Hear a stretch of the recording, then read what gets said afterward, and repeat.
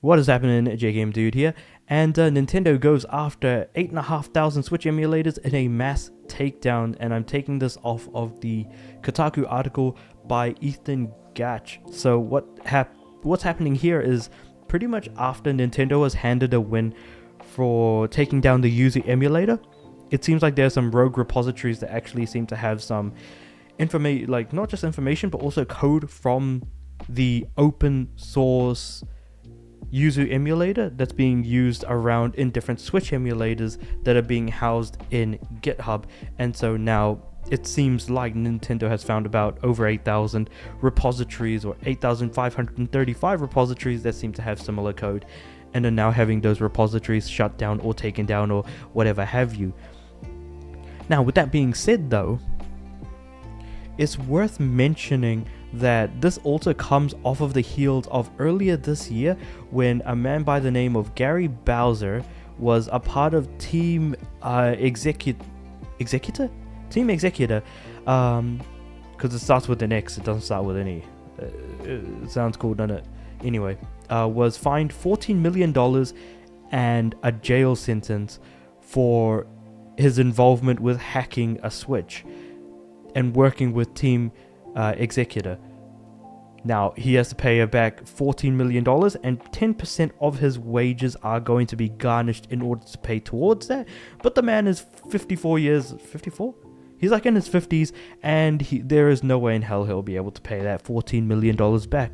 The idea is that this was meant to send a message to anyone who would dare hack a Nintendo console, and also sell hacks on top of it. So making money off of Nintendo, with Nintendo not making any money off of that, you're going to lose it.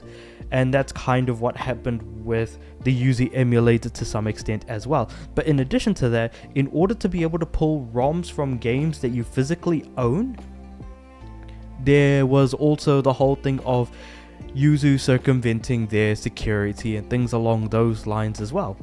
So now with all of that said and done, they are on a killing spree in order to, rather not they, but Nintendo are on a killing spree in order to try and find any sort of files that reference mirrors of Yuzu or any versions as such, in order to keep emulation down as much as humanly possible.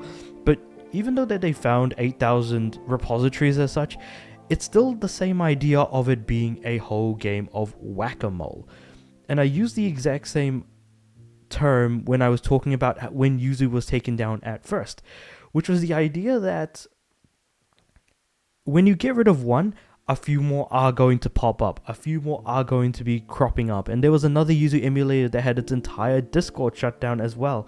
I'll put a video, both of those videos into the description below. I just thought it was an interesting situation regardless to kind of talk about and look at, like, okay, this is what Nintendo has done, and these are the kind of actions that they've shown since. So first it started off with Gary Bowser, then it started off with the shutting down of Yuzu and taking all of their code, their IP, pretty much anything and everything Yuzu related is now under Nintendo.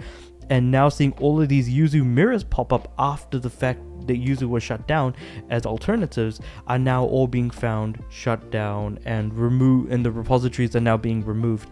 But I'm sure people have, code saved locally so that they can create more repositories, more accounts, and more things of the like. But yeah, I feel like you can only keep really motivated people down for so long before they get back up and try again. So this is just really an interesting situation to see it kind of happen slowly, sort of across the board. But let me know what you guys think about that in the comments below. I'm pretty sure there's going to be a couple of people who say, yay, Nintendo, and a good number of people are also going to be like, no, Nintendo, you suck, or something along those lines. I don't know, but this can kind of go either way.